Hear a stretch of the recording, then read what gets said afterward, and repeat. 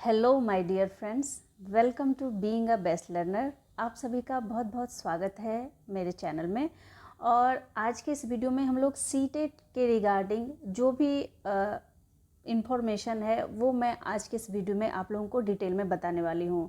तो जो भी कन्फ्यूजन आपको सीटेट एग्ज़ाम को लेकर है, या अटैम्प्ट्स को लेकर, या एलिजिबिलिटी को लेकर के, या पेपर के रिगार्डिंग किसी भी तरह की अगर कोई भी कन्फ्यूजन आपके अंदर है, तो आज के इस वीडियो में 101% आपका वो कन्फ्यूजन सब दूर होने वाला है। तो वीडियो को शुरू से अंत तक ज़रूर देखिएगा। साथ ही जो भी एस्पिरेंट पहली बार सीटेट एग्ज़ाम देंगे या पहली बार फॉर्म भरेंगे, तो उनको तो ये वीडियो देखना ही चाहिए। बाकी डिटेल वीडियो है, आपका सारा कन्फ्यूजन जो भी इस एग्ज़ाम के रिगार्डिंग आपके अंदर कोई भी सवाल है, कोई भी प्रश्न है, तो वो आपका क्लियर हो जाएगा। क्योंकि काफ़ी सारे एस्पिरेंट इस एग्ज़ाम के रिगार्डिंग मेरे से सवाल पूछ रहे थे, तो मैंने सोचा इस पर एक डेडिकेटेड वीडियो बना दूं। तो चलिए देखते हैं कि सीटेट होता क्या है और क्या इसमें मतलब किस तरह से एग्ज़ाम दिया जाता है। तो देखिए, सीटेट का अगर आप लोगों को पता ही होगा कि सीटेट का क्या होता है। Full form central teacher eligibility test, और ये नेशनल लेवल का एग्ज़ाम है। यानी अगर आप इस एग्ज़ाम को पास कर लेते हैं तो आप भारत के अंदर किसी भी स्टेट में जॉब प्राप्त कर सकते हैं, यानी सरकारी जॉब के लिए अप्लाई करने के लिए एलिजिबल हो जाते हैं। ये साल में 2 बार ये एग्ज़ाम जो है सीबीएसई लेती है, 2 बार लेती है, एक बार जुलाई में, एक बार दिसंबर में। बाकी इस बार कुछ टाइम आगे पीछे हो रहा है, तो वो आगे बता दिया जाएगा। सीटेट में क्या होता है कि इसमें आपको पेपर 1 और पेपर 2 देने होते हैं। तो इसमें आपकी इच्छा है, आप पेपर 1 दीजिए, या फिर आप पेपर 2 देना चाहते हैं तो आप पेपर 2 दे सकते हैं, या फिर अगर दोनों ही पेपर देना है तो आप दोनों ही पेपर एक साथ दे सकते हैं। तो ये तो रहा आपका सीटेट के बारे में कि क्या होता है, नहीं होता है। तो आपको अगर सरकारी जॉब यानी टीचर की जॉब, अगर गवर्नमेंट जॉब लेनी होती है, तो सबसे पहले आपको सीटेट पास करना होता है। उसके बाद आप गवर्नमेंट जॉब के लिए एलिजिबल हो जाते हैं अप्लाई करने के लिए। इसके बाद और इसके बारे में क्या है कि आपका 1st to 8th जो होता है, इसमें आप टीचर बनने के लिए ये पेपर देते हैं। तो पेपर 1 के लिए आपके लिए 1st to 5th होता है, और पेपर 2 के लिए क्या होता है, 1st to 8th। तो आप समझ सकते हैं कि 1st to 8th तक के जो टीचर बनेंगे वो ये सीटेट का एग्ज़ाम क्वालिफाई करना अनिवार्य होगा गवर्नमेंट जॉब के लिए। अब नेक्स्ट देखिए, नेक्स्ट मैं बताती हूँ आपको। अब इसमें जो एलिजिबिलिटी क्राइटेरिया है कि आप किस आधार पर इस एग्ज़ाम में बैठ सकते हैं, आपकी क्या योग्यता होनी चाहिए। तो अगर आप पेपर फर्स्ट देना चाहते हैं, यानी पेपर फर्स्ट देना चाहते हैं, यानी आप क्लास 1st से लेके 5th तक के टीचर बनना चाहते हैं, तो उसके लिए आपको पेपर फर्स्ट क्वालिफाई करना होगा, यानी पेपर फर्स्ट का एग्ज़ाम देना होगा। इसके लिए जो आपकी योग्यता होनी चाहिए वो होनी चाहिए कि आप 12th पास हो, और 12th में आपके 50% मार्क्स तो होनी ही चाहिए, इससे कम नहीं चलेगा। साथ ही आपने 2 साल की कोई टीचिंग डिप्लोमा की हो, यानी डिप्लोमा इन एलिमेंट्री एजुकेशन, या तो आपके पास ये होना चाहिए। नहीं तो दूसरा जो यहाँ पर एजुकेशन क्राइटेरिया है वो ये है कि आपने 12th पास की हो, और साथ ही आपके पास 4 साल का कोई शिक्षण जो आपका कोर्स होता है, जैसे डीएल हो गया, बीएड हो गया, इस तरह के, तो आपके शिक्षण से रिलेटेड कोई 4 साल का आपने डिप्लोमा किया हो एलिमेंट्री एजुकेशन में। अगर आपके पास ये भी नहीं है तो आप 3rd ऑप्शन पर आइए। इसमें आपने 12th किया हो और आप 2 साल डिप्लोमा कंप्लीट कर चुके हों, तब भी आप इस पेपर को, यानी पेपर 1 के लिए एलिजिबल है। आप इसमें फॉर्म भर के पेपर दे सकते हैं। इसके साथ ही जो सेकंड पेपर के लिए है वो तो फर्स्ट पेपर के लिए हो गया। अब सेकंड पेपर के लिए आपकी जो एलिजिबिलिटी है, यानी शैक्षिक जो योग्यता है आपकी, वो आपकी होनी चाहिए ग्रेजुएट, यानी आपने ग्रेजुएशन किया हो, साथ ही आपने 2 साल का डिप्लोमा इन एलिमेंट्री एजुकेशन आपने किया हो, यानी ग्रेजुएशन या फिर बीएड किया हो आपने। इसके साथ ही अगर आपके पास ये एजुकेशन क्वालिफिकेशन नहीं है तो आप नेक्स्ट पे देखिए, या फिर आपके पास क्या होना चाहिए, ग्रेजुएशन होना चाहिए, कितना, 50% मार्क के साथ।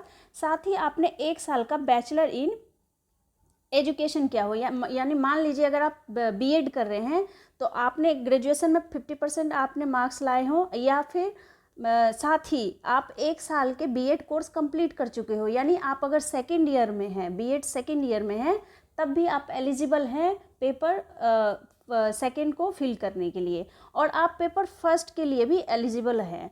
तो यहाँ पर अगर आपके पास ये भी नहीं है तो आप थर्ड ऑप्शन पर आइए। थर्ड ऑप्शन यहाँ पे बता रहा है कि आपके 12th में कितने होने चाहिए, 50% मार्क तो होनी चाहिए, साथ ही आपके 4 साल के डिप्लोमा होना चाहिए इन एलिमेंट्री एजुकेशन में, जिसे आप BLED ये इस तरह से आप कोर्स किए होंगे, तो आपकी ये भी क्वालिफिकेशन होगी, तब भी आप एलिजिबल है पेपर 1 पेपर 2 दोनों के लिए। इसके साथ ही जो एज लिमिट है यहाँ पर, तो एज लिमिट में जो है कम से कम जो है आपकी जो आयु है, जो एज है, वो 18 ईयर होनी चाहिए। तो 18 ईयर्स के अगर आप होते हैं तो आप इस पेपर के लिए एलिजिबल है, आप फॉर्म भर सकते हैं, पेपर दे सकते हैं। बाकी अपर लिमिट की कोई बात नहीं की गई है, आप जिस उम्र के भी हैं आप पेपर दीजिए, इसमें उम्र की कोई मतलब कहते हैं ना पाबंदी नहीं है। यहाँ पर आप किसी भी उम्र में पेपर दे सकते हैं, लेकिन कम से कम आप 18 ईयर के होने चाहिए। इसके बाद अटेम्प्ट जो है, इसमें आप अनलिमिटेड अटेम्प्ट दीजिए, कोई ये नहीं है, कोई IAS की तैयारी नहीं है कि 6 अटेम्प्ट दिए जनरल वालों ने और हो गया। तो आप इसमें अनलिमिटेड अटेम्प्ट दे सकते हैं, कोई दिक्कत नहीं है। और अब जो ये सर्टिफिकेट आपको मिलेगा, मान लीजिए आपने दोनों पेपर पास कर लिया, या फिर आपने पेपर 1 पास कर लिया, या फिर पेपर 2 पास कर लिया, तो इसकी जो वैलिडिटी होगी, यानी ये जो सर्टिफिकेट मिलेगा, पहले जो था वो 7 साल के लिए ही वैलिड होता था, यानी 7 साल बाद फिर आपको मतलब सीटेट पास करना होता था। तो अब जो आप एक बार पास कर लेंगे तो ये आपके लिए लाइफ टाइम काम करेगा, मतलब लाइफ टाइम के लिए ये सर्टिफिकेट आपके पास रह जाएगा। इसके साथ यहाँ पर दिया गया है कि अगर मान लीजिए आपने कोई सीटेट मतलब क्वालिफाई किया, पेपर 1 पेपर 2 आपने क्वालिफाई कर लिया, लेकिन आपके मार्क्स अच्छे नहीं आए, आप पास हो गए लेकिन मार्क्स अच्छे नहीं आए, तो आप दोबारा से एग्ज़ाम दे करके अपने स्कोर गेन कर सकते हैं, अपने स्कोर को इम्प्रूव कर सकते हैं। तो इसमें कोई दिक्कत नहीं होगी कि पिछला आपका सर्टिफिकेट इनवैलिड हो जाएगा, ऐसा कुछ नहीं होगा, आप जितनी बार चाहें पेपर दे सकते हैं। देखिए यहाँ पर जो पेपर का पैटर्न होगा ना, यहाँ पर मैंने जब सिलेबस जो अपलोड किया है सीटेट का, उसमें भी मैंने इसमें बताया था। इसमें आपको क्या पढ़ना होगा, इसमें आपको पहला जो पढ़ना होगा वो पढ़ना होगा बाल विकास शिक्षण, यानी जिसे हम child development and pedagogy CDP कहते हैं। ये कंपलसरी है, ये पढ़ना होगा आपको। इसमें 30 प्रश्न आएंगे 30 मार्क्स के, और नेगेटिव मार्किंग नहीं होती है। अगर आपने तुक्के में भी कोई क्वेश्चन का आंसर लगा दिया तो वो आपका मतलब गलत नहीं जाएगा, उसके आपके नेगेटिव मार्किंग नहीं होंगे अगर वो गलत हो जाता है तो। इसीलिए इसमें आप फुल क्वेश्चंस अटेम्प्ट करने की कोशिश कीजिए, क्योंकि क्या होता है ना, कभी कभी तुक्के का आंसर भी सही चला जाता है। इसके बाद गणित आपको यानी मैथ आपको पढ़ना पड़ेगा, वो भी 30 मार्क्स के क्वेश्चन होते हैं, और 30 क्वेश्चन 30 मार्क्स के होते हैं। भाषा 1 यानी लैंग्वेज जो आप चूज करेंगे वो भी 30 मार्क्स का होगा, ये भी कंपलसरी है, और 30 क्वेश्चन होंगे। भाषा 2 अगर चुनते हैं, इसमें भी 30 क्वेश्चन 30 प्रश्न होते हैं। उसके बाद पर्यावरण अध्ययन यानी EVS आप 30 नंबर के क्वेश्चंस जो है यहाँ पर अटेम्प्ट करते हैं। उसके बाद जो टोटल जो इसका योग होता है वो 150 का होता है, यानी टोटल 150 मार्क्स का क्वेश्चन होगा, और आपको जो टाइम दिया जाएगा वो दिया जाएगा 2.5 घंटे का, यानी 150 क्वेश्चन के लिए 150 मिनट आपको दिए जाएंगे। इसी में आपको सारा पेपर करना होगा। बाकी हम लोग लैंग्वेज 1 लैंग्वेज 2 कहाँ से क्या पढ़ना है इस पर भी बात करेंगे। देखिए अब पेपर 2 के लिए, वो पेपर 1 के लिए हो गया, इसी तरह पेपर 2 के लिए। तो देखिए पेपर 1 और पेपर 2 में कॉमन बात क्या है कि आपको बाल विकास शिक्षण शास्त्र पढ़ना ही पड़ेगा। लैंग्वेज 1 लैंग्वेज 2 जो भी आपने चूज किया वो पढ़ना ही पड़ेगा। और साथ ही क्योंकि इसमें आपको चॉइस होती है, भाषा 1 भाषा 2, आपको जो भी भाषा चूज करनी है इसमें आप चूज कर सकते हैं। इसमें भी क्या होता है कि बाल विकास 30 नंबर के क्वेश्चन होते हैं, 30 मार्क्स होते हैं।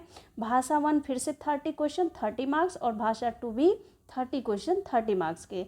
इसके साथ ही विज्ञान और गणित या फिर सामाजिक अध्ययन, अगर आप साइंस के स्टूडेंट हैं, आपने साइंस से ग्रेजुएशन किया है तो आप साइंस और मैथ लेंगे। लेकिन अगर आप आर्ट्स के स्टूडेंट हैं और या फिर कॉमर्स के स्टूडेंट हैं तो आप सामाजिक अध्ययन यहाँ पर सेलेक्ट करेंगे। तो यहाँ पर जो विद्यार्थी विज्ञान क्षेत्र से है यानी जो साइंस स्ट्रीम से हैं वो साइंस और गणित के 60 प्रश्नों को इनको हल करना होगा पेपर 2 में।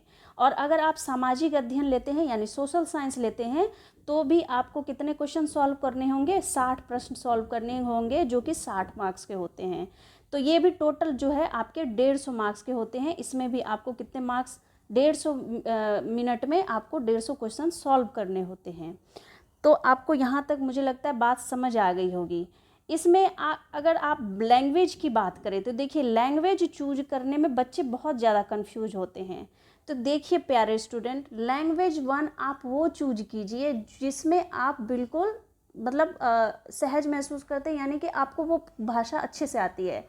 मान लीजिए हमारे इंडिया में अक्सर जो बच्चों की मतलब लैंग्वेज हिंदी बहुत अच्छी होती है तो वो लैंग्वेज 1 हिंदी चूज करते हैं, जिसमें आपको एक अनसीन पैसेज और एक कविता यानी पोएम फॉर्म में आपको अनसीन पैसेज दिया होता है, उसे सॉल्व करना होता है। और इसी तरह भाषा 2 आप इंग्लिश चूज कर सकते हैं। तो अगर आपकी इंग्लिश बहुत अच्छी है और आपको लगता है कि आप इंग्लिश में बहुत अच्छा मार्क्स लाएंगे तो आप लैंग्वेज 1 इंग्लिश चूज कर सकते हैं, क्योंकि लैंग्वेज 1 जो भी चूज करेगा उसको थोड़ा सा अनसीन पैसेज कठिन लगेगा। तो भाषा 2 वो लीजिए जो आपको मतलब जिसमें आपको थोड़ी बहुत लगता है कि मार्क्स कट जाते हैं या कम आते हैं, तो उसके लिए आप भाषा 2 चूज कीजिए। लेकिन जो भाषा आपको अच्छे से आती है उसमें लैंग्वेज 1 चूज कीजिए। मैं यहाँ पर भाषा की भी बात बता दूं कि यहाँ पे आप 20 इंडियन लैंग्वेज यहाँ पर जो है दिया गया है कि इस भाषा में एग्ज़ाम जो है आप दे सकते हैं, यहाँ पर भाषा चूज कर सकते हैं। तो यहाँ आप इसे पढ़ सकते हैं। इंग्लिश, हिंदी, असमी, बंगाली, ये सब सारी भाषाएं हैं। और जो आप एग्ज़ाम देंगे तो वो जो आप जिस लैंग्वेज में पेपर देंगे वो बायलिंगुअल होगा। बायलिंगुअल यानी हिंदी इंग्लिश दोनों में होगा। या फिर आप अगर आसामी चूज करते हैं तो जिस भी भाषा में आप पेपर देना चाहते हैं दे सकते हैं। इसके साथ पहले ऑफलाइन मोड में पेपर होता था और अब जो है वो ऑनलाइन मोड में पेपर होने लगा है। और आप फॉर्म कहाँ पे भरेंगे? आप जो आपका सीटेट का ऑफिशियल वेबसाइट है आप उस वेबसाइट पर जाकर ऑनलाइन फॉर्म भर देंगे। कुछ ज़्यादा करने की ज़रूरत नहीं होती है। जहाँ वहाँ पे आपको नाम या कुछ जो भी पूछा जाएगा आप उसे फिल कर देंगे और सबमिट कर देंगे। तो ये बहुत आसान है। आप साइबर कैफ़े में जाकर के अपना फॉर्म भर सकते हैं। तो इस तरह से आप यहाँ पर भाषा चूज कर सकते हैं। इसके बाद जो पासिंग मार्क्स को लेकर के भी काफ़ी ज़्यादा बच्चों में कन्फ्यूजन होती है। देखिए अगर आप अनरिजर्व कैटेगरी से हैं यानी आप जनरल कैटेगरी से हैं तो आपको 60% मार्क्स लाने होंगे, यानी कि 150 में से आपको कितने मार्क्स चाहिए? 90 मार्क्स चाहिए जनरल के लिए। लेकिन वहीं अगर आप SC ST OBC से है तो आपको 50% मार्क्स लाने होंगे। लेकिन यहाँ पर यानी कि 85 मार्क्स आप OBC के हैं तो 85 मार्क्स ला सकते हैं। SC ST की सुविधा के लिए और एक बात ये है कि आप 82.5 मार्क्स भी लाते हैं तो आप क्वालिफाई होते हैं। और जो भी कैंडिडेट सीटेट क्वालिफाई कर गया है वो KVS और जो भी आपका टीचर से रिलेटेड जो भी एग्ज़ाम होता है उसके लिए आप बिल्कुल क्वालिफाइड होते हैं। आप उसे भर सकते हैं, आप उसकी एग्ज़ाम दे सकते हैं और सरकारी टीचर बन सकते हैं। तो फ्रेंड्स ये था पूरा डेडिकेटेड वीडियो सीटेट के रिगार्डिंग जो भी कन्फ्यूजन बच्चों के अंदर थी। तो मैंने कोशिश की है दूर करने की। आशा करती हूँ कि आप लोगों को अच्छे से समझ आ गया होगा। तो विदा लेती हूँ आप लोगों से। आप लोग बिल्कुल अच्छे से तैयारी कीजिए और तब तक के लिए thank you and thanks for watching.